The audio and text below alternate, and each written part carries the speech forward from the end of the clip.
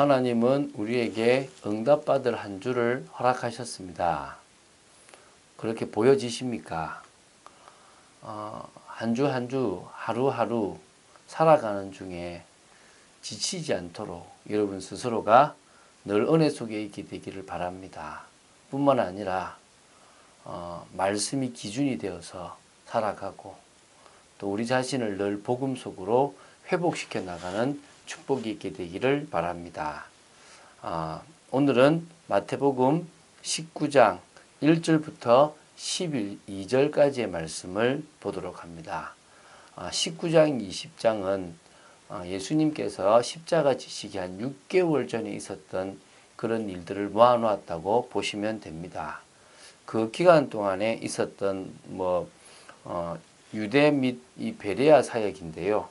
주로 오늘 내용은 이 유대 지경으로 갔던 이 예수님께 또 바리새인들이 시험을 하는 부분입니다. 이제는 이혼 증서를 써주고 이혼하는 부분에 대한 것들을 묻는 겁니다. 예수님이 어떻게 대답하시고 또 우리에게 주시는 메시지가 무엇인지를 붙잡게 되기를 바랍니다. 제가 19장 1절부터 보겠습니다. 예수께서 이 말씀을 마치시고 갈릴리를 떠나 요단강 건너 유대 지경에 이르시니 예수님은 총 3차에 거쳐서 이 갈릴리 사역을 하셨습니다. 그 중에서 이제 그걸 다 마치시고 어디로 가셨냐면 동편, 요단 동편에 있는 베레아 지방과 유대 지방으로 사역 장소를 옮기셨습니다. 그래서 갈릴리를 떠나서 요단강 건너편에 있는 유대 지경으로 가셨다고 나옵니다. 2절을 보겠습니다. 큰 무리가 따르거늘 예수께서 거기서 그들의 병을 고치시더라. 많은 무리가 따르는 이유는 예수님이 그리스도 메시아이기 때문이 아닙니다. 병이 낫고 뭔가 인생의 문제를 해결안 받으려고 합니다. 물론 주님은 우리 인생의 문제를 해결하러 오셨습니다. 근본 문제를 해결하러 오신 거지 질병의 문제, 가난의 문제, 가정의 문제 그것만을 해결하러 오신 것은 아닙니다. 근본 문제를 해결하다 보니까 질병 문제가 해결될 수 있습니다. 근본 문제를 해결하려 보니까 경제 문제나 또한 더 나아가서 가정 문제, 죽음의 문제, 여러 문제를 해결하실 수도 있습니다. 그러나 그것만 해결하려고 주님 앞에 나온다면 이 예수님을 따르는 무리하고 다를 것이 없습니다. 여러분은 왜 예수님을 믿고 왜 교회를 다닙니까? 이것에 대한 분명한 답을 가지고 있으셔야 됩니다. 바리새인들이 예수께 나와 그를 시험하여 이르되 사람이 어떤 이유가 있으면 그 아내를 버리는 것이 옳으니까. 지금 예수님은 병을 고치고 사역을 하시는데 시기가 난 바리새인들이 또 예수님께 나와서 시험에 대한 시험 들 수 있는 뭔가 문제가 될 수 있는 트집을 잡을 수 있는 것들을 찾아냅니다. 그 중에 하나가 이제 뭐냐면 아내를 버리는 부분인데요. 요것을 지금 끄집어낸 게 그 당시 이 바리새파 중에서 이게 이혼을 어떤 제목이든지 간에 모든 제목을 가지고 아내가 잘못한 게 있으면 이혼을 해도 된다라고 주장했던 그렇게 믿고 있었던 힐렐파라는 어떤 자유로운 바리새이파 중에 한 파가 있었어요. 또 이와 상대적으로 좀 엄격하게 율법주의였던 이 샴마이파가 있습니다. 이 파는요, 간음한 이유 외에는 절대로 이혼을 해주면 안 된다라고 이렇게 좀 강하게 나갔습니다. 그 두 파가 좀 이렇게 갈등 아닌 갈등이 있는데 예수님께 이제 그런 갈등 속에서 당신은 힐렐파의 주장이 맞다고 생각됩니까? 샴마이파의 주장이 맞다고 생각됩니까? 라고 물었다고 보시면 됩니다. 여기서 이제 좀 자꾸 트집을 잡고 이제 문제가 있는 거죠. 사실은 이혼 증서를 써주고 다른 여자하고 결혼했던 사람 중에 한 사람이 이 헤롯입니다.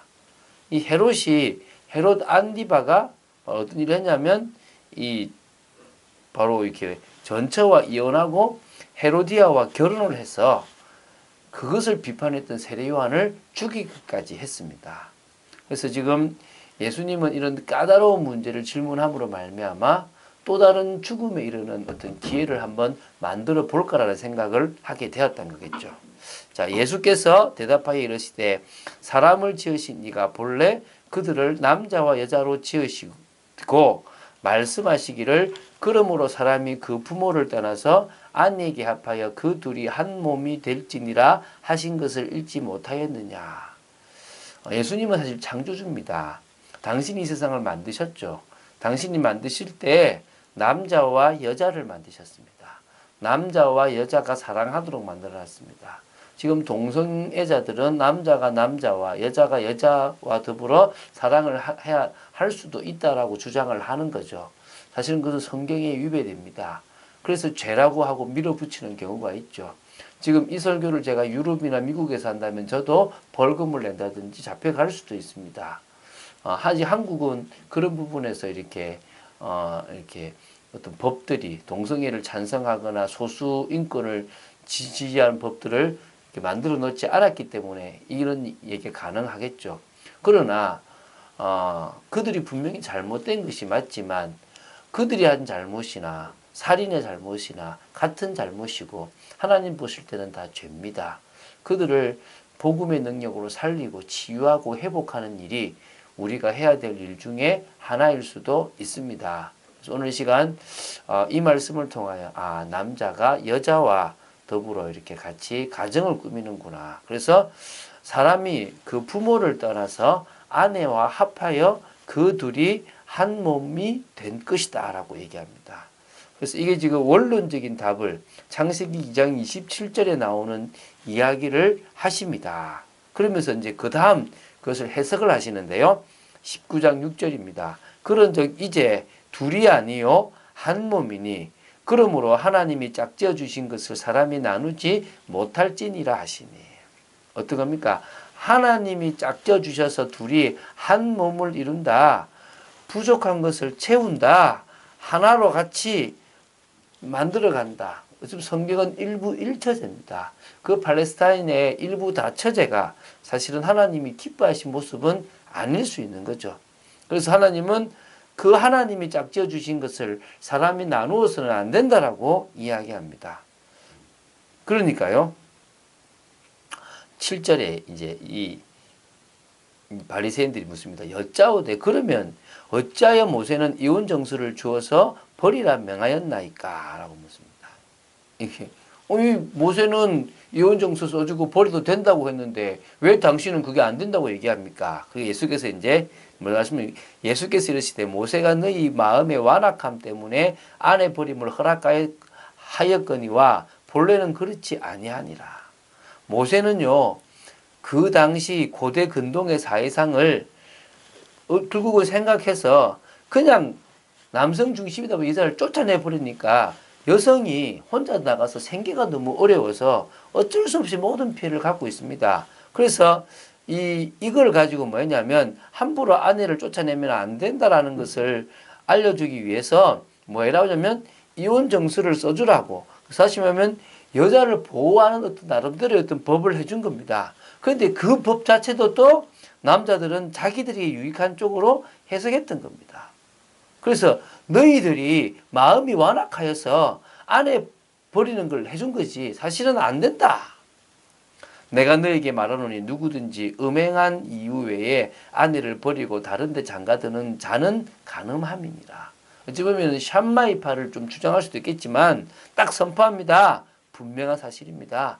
누구든지 음행한 이유 없이는 아내를 버리면 된다 안 된다? 안 된다. 다른 데 장가 들어가는 것은 간음이다. 그러니까 이제 제자들이 이런 말을 합니다. 제자들이 이르되 만일 사람이 아내에게 이같이 하친데 장가들지 않는 것이 좋겠나이다. 이게 무슨 말인지 저는 처음 이해가 안 간대요. 가만히 생각해 보니까요. 그럼 그렇게 아내에게 충실하게 하면 이건 억압이고 구속이지. 남자가 자유가 없는데 그럼 차라리 결혼 안 하고 혼자 있는 게 낫겠네요. 이 결혼이 하나님의 선물이고 이 스스로를 성결케 할 부분이 필요한데 이걸 채우고 자기 나름대로 채우는데 그게 여자한테 내 구속되면 안 좋지 않냐라고 이렇게 제자들이 얘기하는 겁니다. 근데 예수님은 또 이걸 또 다르게 봤습니다. 예수께서 이르시되 사람마다 이 말을 받지 못하고 오직 타고난 자라야 할지니라. 자기가 원한다고 해서 독신이 되는 것이 아니라 타고나야 된다. 그러면서 이제 세 가지 예를 듭니다. 어머니의 태로부터 고자된 자도 있고 사람이 만든 고자도 있고 천국을 위하여 스스로 된 고자도 있도다. 이 말을 받을 만한 자는 받을지니라. 그러니까 태어났는데 그냥 고자였어요. 또 자기가 성직자가 됐든지 뭐가 되려고 일부러 이렇게 고자가 돼. 우리로 말하면 내시가 되려고 했던 것처럼요. 또 천국을 위하여 복음 때문에 난 결혼 안 하는 게 낫겠다. 이래서 고자 되는 경우, 독신을 사는 경우도 있습니다. 그러나 그 말씀을 받을 만한 사람은 받으라라고 얘기하십니다. 우리가요, 이 하나님의 말씀을 제대로 받지 못할 만큼 우리는 어떤 일이 벌어지냐면요, 무너져 버리고 고장나 버렸어요. 그래서 복음 아니면 이걸 회복하기 어렵습니다. 한 주간 동안 우리는 계속 우리를 회복하고 우리를 바꾸는 정상적으로 또 우리를 정말 하나님이 원하시는 사람으로 만들어가는 그런 복음적인 사람, 사람을 살리는 사람으로 바꿔가는 일들을 해야 될 것입니다. 많은 사람들은 진짜 중요한 복음의 중요성을 놓쳐버렸고 복음의 능력을 놓쳐버렸습니다. 우리가 그것을 회복하고 복음을 전하는 전도자로 선다면 우리는 하나님이 기뻐하시는 회복된 사람이 되어질 줄 믿습니다.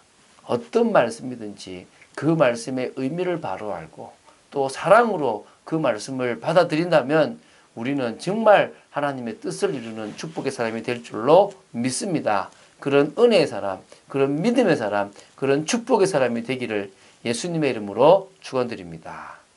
주는 그리스도시요 살아계신 하나님의 아들이심을 고백합니다. 주님은 어디 가시든지 병자를 늘 고치셨고 제 무리들은 병이 낫기를 원하고 자신의 문제만을 해결하기 위해서 주님을 따랐습니다. 하나님, 저희들은 그런 자가 아니라 주님을 믿고 따르고 주님을 내 인생의 주인으로 모시고 그 말씀에 순종하는 자로 서기를 간절히 소망합니다. 역사하여 주시옵소서. 은혜를 내려 주시옵소서. 진정으로 말씀 그대로 받아들이며 그 말씀을 통하여 하나님의 뜻과 계획을 이루어가는 믿음의 사람으로, 온전한 사람으로, 회복된 사람으로 저희들을 세워 주시옵소서. 주 예수 그리스도 이름으로 기도드립니다. 아멘.